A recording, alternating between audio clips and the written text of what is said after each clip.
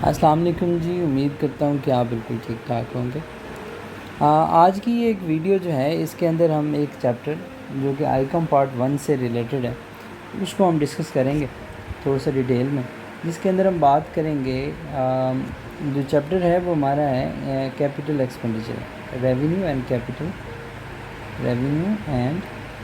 Capital expenditure.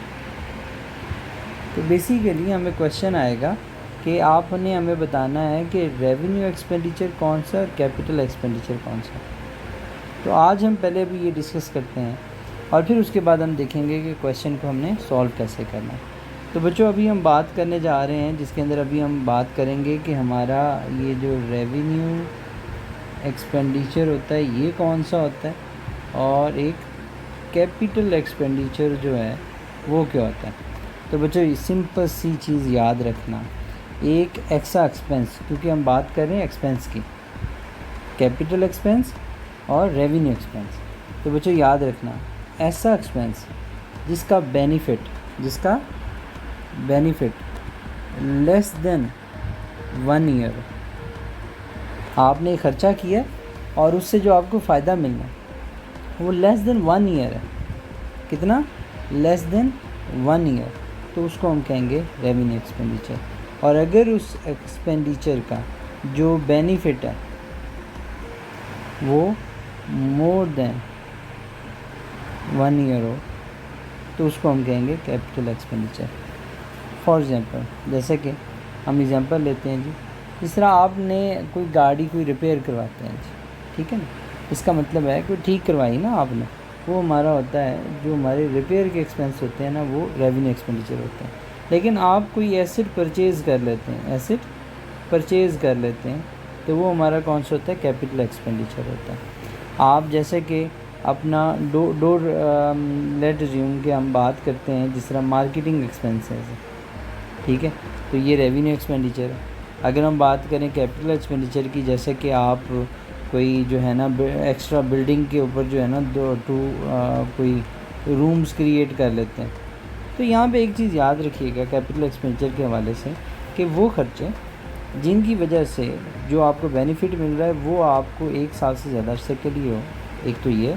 दूसरा, उससे आपकी जो कैपिटल एसेट्स हैं, जो आपके एसेट्स हैं, उसकी लाइफ इंक्रीज़ हो जाए या कैपेसिटी इंक्रीज़ हो जाए। लाइफ इंक्रीज़ से मुराद ये है कि आपने फॉर एग्ज़ाम्पल जी, आपने गाड़ी थी आपकी, उसकी टायर सारे जो थे ना वो ख़राब हो गए, आपने टायर जो है ना वो न्यू डलवा लिए। इसका मतलब है उसकी जो लाइफ है गाड़ी की वो थोड़ी सी बढ़ जाएगी। और अगर हम बात करें कैपेसिटी इन्हेंसमेंट की, तो जैसे कि एक बिल्डिंग है उसके अंदर 3 रूम है, 2 रूम और आप बना लेते हैं तो वो हमारे पास कौन से होते हैं जी? कैपिटल एक्सपेंडिचर होता है। तो बच्चों अगली जो चीज़ हमने इसमें देखनी है वो बड़े गौर से अब आपने थोड़ा सा इसको ज़हन में रखना है, जिसके बारे में अभी हम बात करने जा रहे हैं। वो ये है कि हमने अपना एक क्वेश्चन के अंदर जो पेपर आएगा उसको हमने कैसे सॉल्व करना है। तो बच्चों याद रखिएगा, हमें जो क्वेश्चन आएगा वो एक स्टेटमेंट होगी कि, और उस स्टेटमेंट के अंदर से पूछा जाएगा कि कौन सा हमारा कैपिटल एक्सपेंडिचर है और कौन सा हमारा रेवेन्यू एक्सपेंडिचर है। तो हमने उस स्टेटमेंट को पढ़ने के बाद हमने एक लाइन लिखनी है। वो लाइन बच्चों आपने याद रखनी है जो मैं अभी यहाँ पे लिखने जा रहा हूँ। आपने लिखना है जैसे कि फॉर एग्ज़ाम्पल वो कहते हैं कि an expense to buy a car for ₹5 lakh, ठीक है जी। आपने एक गाड़ी ली है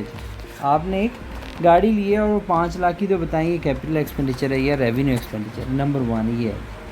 नंबर 2 आता है रिपेयर आ मशीनरी फॉर ₹5,000। ये 2 क्वेश्चन है जी हमारे। एक के अंदर वो कहता है जी आपने कार बाय की है 5 लाख की, और एक के अंदर वो कहता है जी आपने मशीनरी रिपेयर करवाई है 5,000। तो बच्चों एक लाइन जो आपने याद रखनी जिसके बारे में अभी मैंने जिक्र किया था वो ये है कि स्टार्ट आपने यहाँ से करना, चाहे वो कैपिटल एक्सपेंडिचर हो चाहे वो रेवेन्यू एक्सपेंडिचर हो, तो आपने क्या लिखना है, आपने लिखना है it's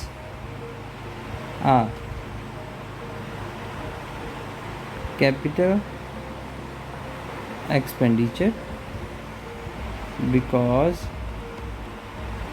it's benefit is more than 1 year. ठीक है जी। तो हमने कहा ये मैंने किसके लिए लिखा है, कैपिटल एक्सपेंडिचर के लिए। बच्चों याद रखना, अब जो चीज़ मैंने यहाँ पे की है ना उसके बारे में आपने थोड़ा सा ध्यान करना है। वो सिर्फ ये है कि जब मैंने लिखा इट्स अ कैपिटल एक्सपेंडिचर, ये मैं बात कर रहा हूँ ये पहले वाले की, ठीक है। और लाइन मैंने लिखी it's a capital expenditure because its benefit is more than 1 year, that's it. अब यहाँ तक समझ आ गई बच्चों। इसी को अब मैं थोड़ा सा चेंज करूँगा। अब मैं इसको कैसे लिखूँगा, अब मैं इसको कुछ इस तरह लिखूँगा। लेट जी मैं येलो में कर देता हूँ। मैं कहता हूँ जी इट्स रेवेन्यू एक्सपेंडिचर। पहले था इट्स अ कैपिटल एक्सपेंडिचर और मैंने लिख दिया it's a revenue expenditure because its benefit is less than 1 year, because its benefit is less than 1 year। तो बच्चों बस 2 लाइनें हमने याद रखनी है जब हमसे क्वेश्चन में पूछा जाएगा। ये होप्स हो कि आपको समझ आ चुकी होगी कि कैपिटल एक्सपेंडिचर कौन सा होता है और रेवेन्यू एक्सपेंडिचर कौन सा होता है। और हमने ये भी समझा कि जब हमने कैपिटल एक्सपेंडिचर के बारे में लिखना है तो एक ही लाइन बार बार हमने लिख देनी है, it's a capital expenditure because its benefit is more than 1 accounting period या 1 ईयर। और जब हमने रेवेन्यू की बात करनी तो हमने कहना है it's a revenue expenditure because its benefit is less than 1 year. कोशिश करना है कि एक्सपेंडिचर का नाम भी लिख दें। जिस तरह वो कहते हैं ना कि टू बाय अ कार, तो आपने लिखना है to buy a car is a capital expenditure. वो कहते हैं रिपेयर अ मशीनरी, आपने लिख देना repair a machinery is a revenue expenditure because its benefit is less than 1 year. बच्चों उम्मीद करता हूँ कि ये आज का एक छोटा सा जो लेक्चर है, अच्छा इसके 10 नंबर और ये कन्फर्म्ड है। और अगर आप इस तरह लिखेंगे तो आपके ये नंबर पूरे हो गए। इट मीन्स कि अभी ये छोटी सी वीडियो के अंदर आपके ये नंबर जो है ना ये पूरे हो गए। अगर आपको इसके अंदर मज़ीद कुछ समझना हो तो आप बताइएगा। इंशाल्लाह अगली एक छोटी सी वीडियो के अंदर एक और क्वेश्चन जो है एक और चैप्टर से मैं हाज़िर होऊंगा। तो तब तक के लिए अल्लाह हाफ़िज़।